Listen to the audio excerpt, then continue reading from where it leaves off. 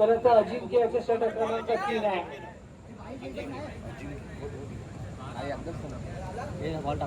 या चेंडूवरती देखील स्वेडचा एक धाव आणि चेंडूचा चेंडू आहे. पंचाने घोषित केला खराब चेंडू आणि या खराब चेंडूची आपण पाहायला गेलं तर चांगला समाचार मात्र घेता आला नाही आहे.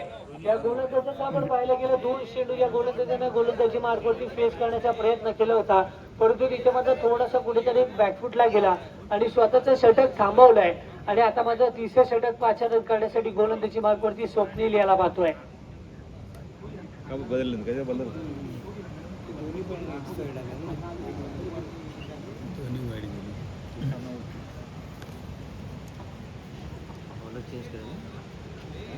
षटक क्रमांक 3 आहे. महत्वपूर्ण षटक आहे. हाणामारीचे षटक, अंतिम षटक आणि या षटकाचा समाचार मात्र कशा प्रकारे घेतला जाईल पाहण्यासारखा आहे.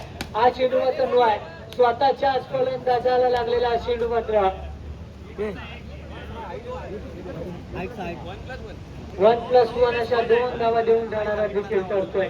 या चेंडूवरती आपण पाहायला गेलं तर थोडासा फ्लायटेड डिलिव्हरी होती, रिव्हर पद्धतीचा चेंडू, परंतु या चेंडूवरती देखील मोठा प्रहार करायचा प्रयत्न होता, परंतु स्वतःच्याच फलंदाजाला स्पर्श करत चेंडू मात्र 1 बाउन्स जी आपण स्कर्टिंग पाहिली होती त्याच्या वरतून देखील ड्रायव्हर झाला आणि त्यानंतर येणारा पुढचा चेंडू हाही चेंडू एक आपण पाहायला गेलं तर निर्धाव पद्धतीचा जातोय. त्यानंतर प्रहार केलाय, भन्नाट स्ट्रोक पाहायला मिळतोय. चेंडू वेगाने अजिंक्यला बीट करत पुन्हा एकदा चौकार देखील मिळतोय. चांगला स्ट्रोक आता मात्र पाहायला मिळाला. जो खराब चेंडू होता त्या खराब चेंडूवरती हवी ठरला आणि बॅट्समन मात्र चौकाराच्या दिशेने चेंडूला ट्रॅव्हल करताना पाहायला मिळाला.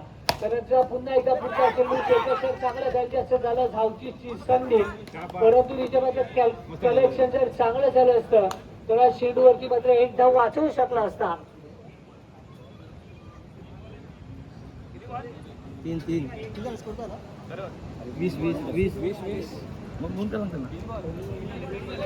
3 बॉल.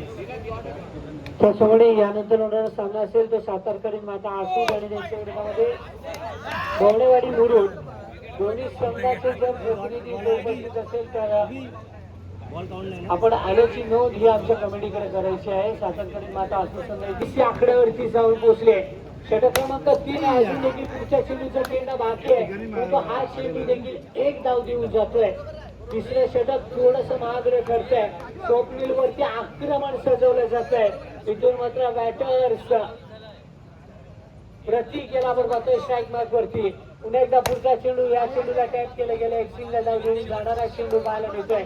समोरचा शेवटच्या षटकातील 1 ते 2 चेंडूचा खेळणं अजून देखील बाकी असावा, परंतु हा चेंडू प्रतीकच्या माध्यमातून क्षेत्रक्षण चांगल्या दर्जाचं झालाय. चेंडू यशस्वीरित्या अडवला देखील गेलाय.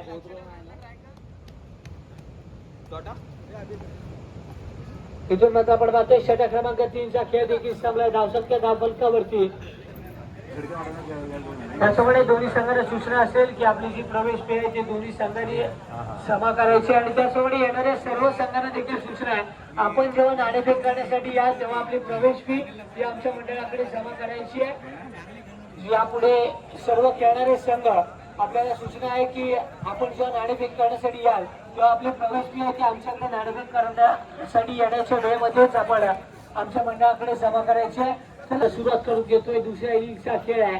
18 मध्ये 25च्या समीकरण स्ट्राईक मार्क वरती अजिंक्य याला पाहतोय, नॉन स्ट्राईक मार्क वरती अमित याला आपण पाहतोय. अजिंक्य आणि अमित याची जोडगोळी मैदानामध्ये सज्ज आहे. गोलंदाजी मार्क वरती वैयक्तिक कोटीतील पहिले संघाकडून षटक क्रमांक 1 सूरज याला पाचारण केले गेले. 18 मध्ये 25चं समीकरण आहे. षटक क्रमांक 1 चा पहिला चेंडू राऊंड विकेटचा माध्यम आहे. समोर उजव्या शैलीचा बॅटर आणि या पहिल्या चेंडूला आपण पाहायला गेलं तर मात्र सिंगल धावेसाठी टॅप केले गेलाय. एक धाव हा चेंडू मात्र देऊन जातोय, परंतु ऑल ऑन द कार्पेट पद्धतीचे फटके तुम्हाला सजवण्यात इतकंच रिक्वायर्ड आहे.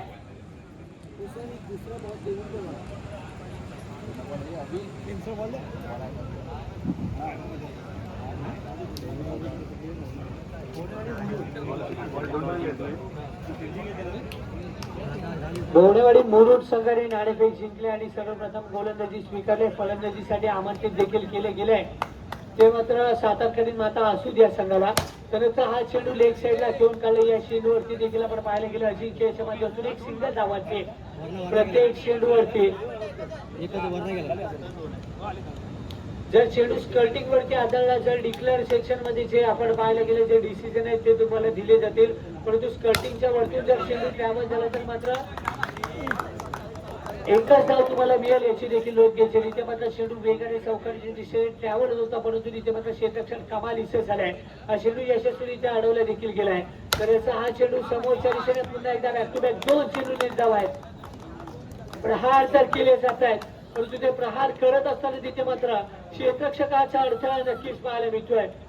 जिथे मात्र भिंत म्हणून क्षेत्ररक्षक उभा आहे त्यानंतर पुन्हा एकदा चुकी घडत होती. बॅक टू बॅक 3 चेंडू नेट धाव आहेत. फलंदाजावरती पुन्हा एकदा प्रेशर आहे, पूर्णपणे बिल्ड झालाय. कारण 25 धावांचा तुम्हाला पाठलाग तर करायचा आहे, परंतु तो 25 धावांचा पाठलाग करत असताना देखील आपण पाहायला गेले जे महत्वपूर्ण 3 चेंडू होते ते महत्वपूर्ण 3 चेंडू मात्र या फलंदाजाने निर्धाव काढले आहेत. येणारे पुढचे चेंडू कशा प्रकारे फेस केले जातील बघण्यासारखे असेल. पहिल्या 2 चेंडूचा विचार केला, पहिल्या 2 चेंडूवरती मात्र आपण पाहायला गेलं तर सिंगल धावाचे प्रहार आणि त्यानंतर येणारा पुन्हा एकदा पुढचा चेंडू समोरच्या दिशेने ट्रॅव्हल केले गेल्या तिथे मात्र एकेरी धाव देऊन जाणारा चेंडू पाहायला मिळतोय. षटक क्रमांक 1 चा खेळ संपे, धावसंख्या धावफलकावरती 3 या आकड्यावरती जाऊन पोहोचते. षटकाचा खेळ संपला, 6 चेंडूंच्या समाप्तीनंतर धावसंख्या 3 या आकड्यावरती जाऊन पोहोचले. आता मात्र षटक क्रमांक 2 असेल आणि या षटक क्रमांक 2 मध्ये कुठल्या गोलंदाजाला पाचारण केलं गेलं जाईल ते देखील पाहण्यासारखं आहे.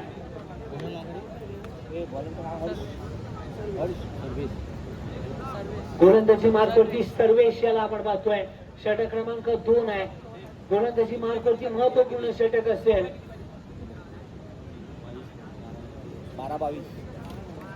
12 चेंडू आणि 22 धावांचं समीकरण आहे. इथून मात्र पाहायला गेलं प्रत्येक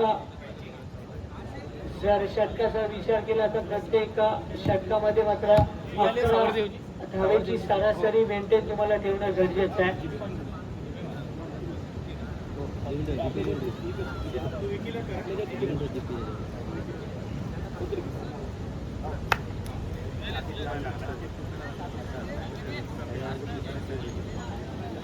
दुखायला लागला, दुखायला लागला मगाशी बॉल लागला. चला षटक क्रमांक 2 मध्ये आपण पाहतोय सर्वेश याला पाचारण केले गेले. ओव्हर द विकेटचा आता मात्र माध्यम असेल समोर अमितला देखील आपण पाहतोय. महत्वपूर्ण देखील बॅटर आहे, आपल्या संघासाठी चांगली फलंदाजी करतो. जिथे मात्र 12 चेंडू आणि 22 समीकरण आहे आणि 12 चेंडूमध्ये 22 धावांचा पाठलाग जर तुम्हाला करायचा आहे तर मात्र 11 धावांचा सरासरी तुम्हाला मेंटेन 2 षटकामध्ये ठेवायची आहे. पहिला चेंडू या दुसऱ्या षटकात येईल आणि या चेंडूला मात्र लेग साईडला ठेवून दिलाय. तिथे मात्र एका धावेसाठी चेंडू ट्रॅव्हल देखील झालाय. फक्त आणि फक्त आपण पाहिलं गेलं तर 1 धाव देऊन जाणारा चेंडू देखील ठरतोय. गोलंदाजी इथून मात्र चांगल्या दर्जाची होते. कुठल्याही प्रकारचे मोठे स्ट्रोक खेळले जात नाहीत, परंतु एक अलाउंड द कार्पेट पद्धतीचा स्ट्रोक येणं गरजेचं आहे. तिथे मात्र हा चेंडू वेगाने ट्रॅव्हल होता, परंतु क्षेत्ररक्षकाच्या माध्यमातून चांगला क्षेत्ररक्षण आहे, परंतु ओव्हर थ्रो झालाय. या चेंडूवरती 2+1 अशा 3 धावा त्याच्यामध्ये ऍड होतील. थोडीशी चुकी सोहमच्या माध्यमातून घडते आणि त्या चुकीचा मोबदला मात्र 1+2 अशा 3 धावा देखील जातोय. म्हणजेच काय, आता मात्र अलाउंड द कार्पेट पद्धतीचा स्ट्रोक येणं गरजेचं आहे. रिक्वायर्ड झालाय कारण तुम्हाला एक चौकार इथून मात्र महत्वपूर्ण देखील ठरणार. त्याच्यामुळे जे स्कर्टिंगला घासून जे खेळाडू उभे आहेत त्यांना विनंती असेल स्कर्टिंग पासून थोडस लांब राहून उभं राहायचंय. गोलंदाजी मार्गवरती पुन्हा एकदा पुढचा चेंडू आहे.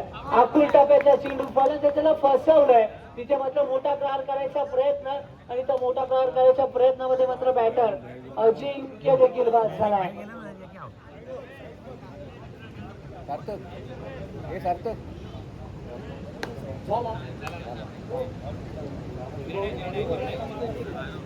भोवणेवाडी मुरुड संघाने सर्वप्रथम सामना संपल्यानंतर आपलं क्षेत्ररक्षण लगेचच सजवून घ्यायचंय.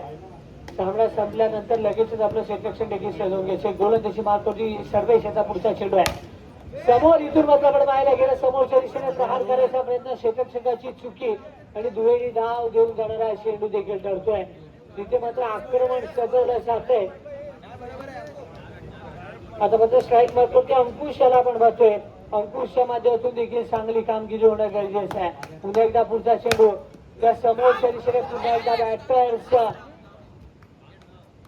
च्या माध्यमातून खेळला होता चेंडू बॅक टू द बॉलर. तिथे मात्र स्वतःच्याच गोलंदाजीवरती क्षेत्ररक्षण देखील चांगल्या दर्जाचं झालं आणि हा चेंडू देखील यशस्वीरित्या अडवला जातोय.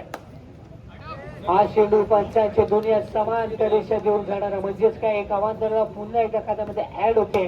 जे खराब चेंडू होते ते तुम्हाला तितकंच रोखणं गरजेचं आहे. त्या चेंडूवरती देखील फाऊल आहे म्हणजेच काय हा चेंडू मात्र डेड असेल. या चेंडूवरती कुठल्याही प्रकारच्या धावा नसतील. सर्वेशाचा पुन्हा एकदा पुढचा चेंडू चौकार येणं गरजेचं आहे आणि हा चेंडू मात्र निर्धाव पद्धतीचा जातो. षटक क्रमांक 2 चा खेळ संपुष्टात येतोय. धावसंख्या धावफलकावरती जाऊन पोहोचले ती मात्र 11 या आकड्यावरती धावसंख्या जाऊन पोहोचले म्हणजेच काय आता मात्र 6 चेंडू आणि 14 धावांचं समीकरण आहे.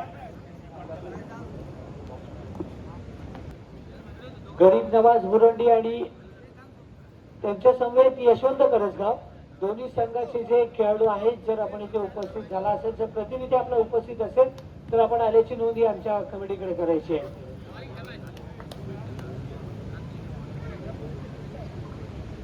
त्याच्यामुळे सातत्याने माता आसू संघ आणि बोडेवाडी मुरुड संघ दोन्ही संघाचे कर्णधार झाला समावेश लक्षामध्ये येऊन संपर्क साधायचा. आपली प्रवेश फी ते आमच्या कमिटीकडे जमा करायची आहे.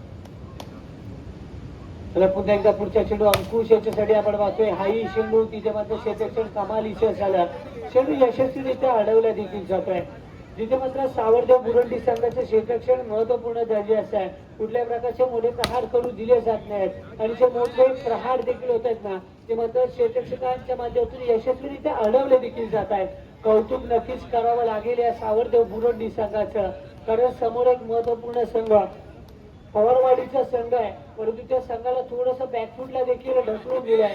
हा चेंडू पुन्हा एकदा आपण पाहतोय तर निर्धाव पद्धतीचा येतोय. बॅक टू बॅक चेंडू मात्र निर्धाव जात आहेत.